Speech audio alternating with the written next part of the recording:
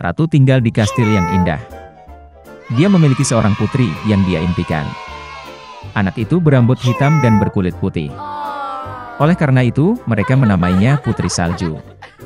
Sang ratu segera meninggal. Raja tidak bersedih lama, setahun kemudian dia membawa ratu baru ke istana. Dia cantik tapi pemarah. Wanita itu membawa cermin ajaib. Setiap hari dia mengagumi bayangannya di dalam dirinya dan menanyakan pertanyaan yang sama, siapa yang paling cantik di dunia? Cermin selalu mengatakan yang sebenarnya. Karena itu, dengan jujur memuji kecantikan ratu, dan wanita itu berseri-seri dengan kebahagiaan. Putri Salju tumbuh, dan setiap tahun kecantikannya berkembang lebih cerah. Dan sekarang, sekali lagi, berbicara ke cermin, ratu mendengar sebagai jawaban bahwa sekarang dia bukan yang tercantik di dunia, tetapi Putri Salju. Ratu tidak akan menanggung ini di istananya sendiri. Dia memerintahkan pelayannya yang setia untuk memimpin sang putri ke semak belukar yang tidak bisa ditembus dan membunuh. Tetapi pelayan itu tidak bisa, bahkan demi ratu, membunuh gadis manis itu.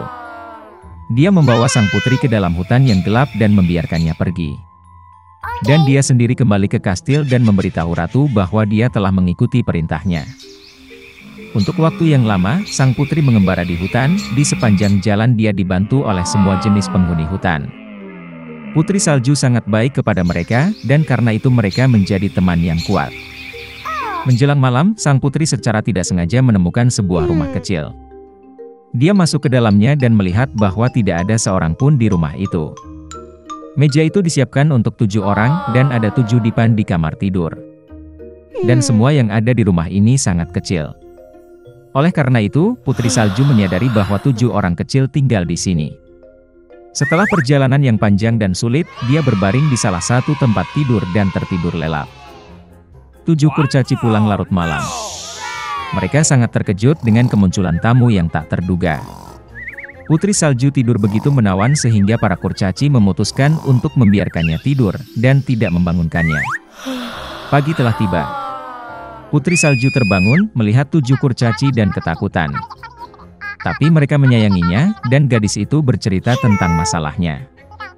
Mereka segera menyukai Putri Salju, dan para kurcaci mengundangnya untuk tinggal bersama mereka. Selain itu, dia setuju untuk mengurus rumah, memasak, mencuci, dan membersihkan.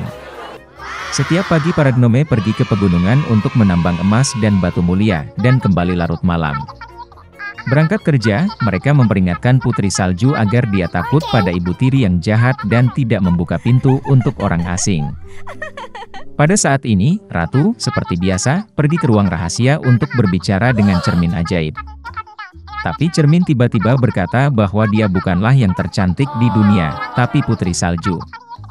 Bahwa sang putri masih hidup, dan tinggal bersama para gnome di rumah. Ratu menjadi sangat marah, dan memutuskan untuk berurusan dengan Putri Salju sendiri. Dia pergi ke ruang rahasia dan memasak apel beracun di sana. Sangat indah di luar, tetapi jika seseorang makan bahkan sepotong, dia pasti akan mati. Ketika apel sudah siap, Ratu berubah menjadi pedagang tua dan datang ke rumah para kurcaci. Melihat wanita tua yang manis itu, Putri Salju merasa kasihan padanya. Dia tidak curiga dan meninggalkan rumah. Wanita tua itu memperlakukan gadis itu dengan apel yang matang, dan berkata bahwa jika dia makan apel ini, dia akan tetap muda dan cantik selamanya. Putri Salju mempercayainya, dan begitu dia menggigit apel, dia jatuh mati dan berhenti bernapas. Ratu yang puas pergi ke istana.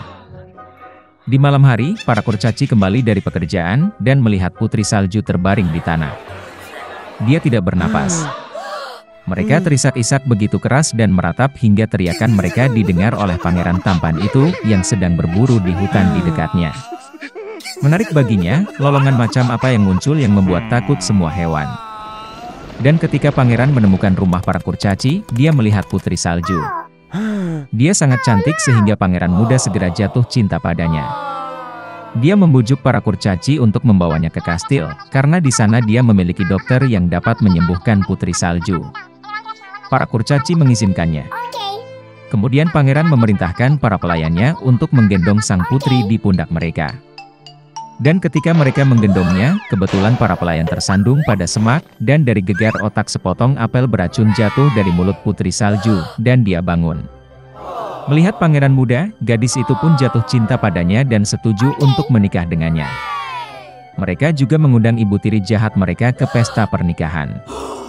Karena marah karena Putri Salju masih hidup, dan sekarang umur panjang dan bahagia menunggunya, Ratu memecahkan cermin ajaib dan tidak pernah melihatnya lagi. Lemuel Gulliver menghabiskan 5 bulan penuh bersama istri dan anak-anaknya di Inggris, tetapi keinginan untuk bepergian ternyata lebih kuat. Jadi setelah menjadi kapten kapal petualang, Gulliver memulai pelayaran lain. Ia merekrut 50 awak kapal, tetapi ternyata tidak semua awak adalah orang-orang jujur. Suatu kali, di malam hari, pengkhianat mengobrak-abrik sebuah kapal, masuk ke kabin Gulliver dan mengikatnya. Selama 3 hari, awak kapal menahan mantan kapten itu. Dan pada hari keempat, para pengkhianat mendaratkan Gulliver di tanah yang tidak diketahui, meninggalkan bekal untuknya dan berlayar ke utara. Mantan kapten tidak punya pilihan selain menuju ke pedalaman. Dalam perjalanan, dia bertemu dengan jejak kuda yang memberi harapan bagi Gulliver untuk segera diselamatkan. Tiba-tiba sosok humanoid muncul di cakrawala. Gulliver menyipitkan matanya dan melihatnya. Itu adalah monyet yang tampak aneh dengan kulit gelap dan rambut keriting. Hewan-hewan ini memiliki cakar yang panjang di cakarnya. Mereka tampak begitu berbahaya sehingga Gulliver menahan napas dan bersandar di pohon di belakang. Tapi kemudian sesuatu menarik bahu pengelana itu dan menariknya ke atas. Ini adalah 2 monyet yang persis sama yang mencoba menyeret mangsanya ke atas pohon. Gulliver berjuang untuk melawan dengan tangannya, tetapi hewan itu lebih kuat. Saat Gulliver bertempur dalam pertarungan yang tidak seimbang, suara tapak kaki terdengar. Melihat kuda yang mendekat, monyet melempar Gulliver dan lari ketakutan. Setelah mendekat, kuda itu mengamati Gulliver dengan penuh minat. Kemudian kuda kedua muncul, mereka saling menyapa dengan tendangan kaki depan mereka dan berjalan ke samping. Kuda-kuda itu berperilaku sangat cerdas sehingga Gulliver menganggap mereka adalah penyihir yang berubah menjadi kuda. Akhirnya, setelah berkonsultasi, kuda-kuda itu memerintahkan Gulliver untuk mengikuti mereka. Kali ini, Gulliver berakhir di negara yang dihuni oleh kuda cerdas para Gwymps. Dan monyet aneh yang menyerang Gulliver melayani para Gwymps sebagai hewan peliharaan dan melakukan semua pekerjaan kotor. Jadi pengelana dibawa ke sebuah rumah di mana palungan dengan jerami terbentang di sepanjang dinding dan kuda-kuda lain ditempatkan. Kuda itu memberi isyarat kepada Gulliver untuk makan sedikit jerami, tetapi pengelana itu melihat seember susu dan meminta minum darinya. Setelah makan malam, Gulliver, di bawah pengawasan ketat kuda, mengumpulkan gandum dan roti panggang darinya. Hal ini membuat Gwymps sangat kagum sehingga mereka mulai mengajari Gulliver bahasa dan budaya mereka. Kuda-kuda itu ternyata tidak hanya cerdas, tetapi juga sangat mulia. Mereka tidak tahu kata-kata amarah, iri hati, penipuan, dan permusuhan. Mereka dikejutkan oleh cerita Gulliver tentang uang, kapal, dan negara bagian. Tapi kebanyakan dari semua Gwymps marah dengan kenyataan bahwa orang membiarkan diri mereka menunggang kuda. Seiring waktu, Gulliver menjadi begitu penuh dengan cinta dan rasa hormat kepada Gwymps sehingga dia memutuskan untuk tidak pernah kembali ke orang lain lagi. Namun, setiap tahun keempat Dewan Perwakilan diadakan di negara itu, di mana mereka membahas urusan utama. Gulliver, sebagai makhluk mirip kera, tidak diizinkan untuk hadir dalam pertemuan tersebut. Namun, karena penasaran, dia diam-diam memasuki pertemuan tersebut, bersembunyi di tumpukan jerami. Ternyata para Gwymps sudah lama menganggap monyet aneh itu tidak berguna, dan karena itu memutuskan untuk mengusir mereka. Dan Gulliver bersama mereka. Tanpa menunggu nasibnya, musafir buru-buru membuat perahu dan berangkat ke pulau terdekat. Gulliver memutuskan untuk menghabiskan sisa hidupnya jauh dari orang-orang yang jahat padanya. Namun, pulau itu ternyata adalah pesisir pantai Australia. Gulliver terlihat oleh pelaut dari kapal Portugis dan dibawa ke kapal. Kapten memutuskan bahwa Gulliver sudah gila, jadi dia tidak ingin pulang dan menceritakan kisahnya tentang kuda cerdas. Ketika Gulliver dibawa ke London, dia belajar untuk melihat orang-orang dengan susah payah.